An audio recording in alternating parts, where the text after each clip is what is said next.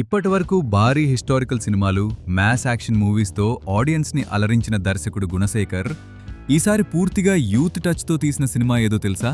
అదే euphoria. Trailer release అయినప్పటి నుంచే ఈ మూవీ మీద ఇంట్రెస్ట్ నెమ్మదిగా పెరుగుతూనే ఉంది. టాలీవుడ్ ఎంటర్టైన్మెంట్ న్యూస్ ప్రకారం యూఫోరియా ఒక ఫ్రెష్, యూత్ఫుల్ కాన్సెప్ట్తో తెరకెక్కిన సినిమా. గుణశేఖర్ ఈ సినిమాతో న్యూ యాక్టర్స్కి మంచి ప్లాట్ఫామ్ ఇవ్వాలని ట్రై చేశారని టాక్ నడుస్తోంది. మెయిన్ లీడ్ రోల్స్లో అందరూ న్యూ కమర్స్ అయినా కథలో కీలకమైన రోల్లో భూమిక కనిపించబోతోంది. ఆమె క్యారెక్టర్ కథకి స్ట్రాంగ్ ఇమోషనల్ సపోర్ట్గా ఉంటుందని మూవీ యూనిట్ చెప్తోంది. అలాగే టుడేస్ యూత్ మైండ్ సెట్, వాళ్ళ లైఫ్లో వచ్చే కన్ఫ్యూజన్, డ్రీమ్స్, స్ట్రగుల్స్ అన్నీ రియలిస్టిక్గా చూపించేందుకు అటెంప్ట్ చేశారనే బజ్ వినిపిస్తోంది.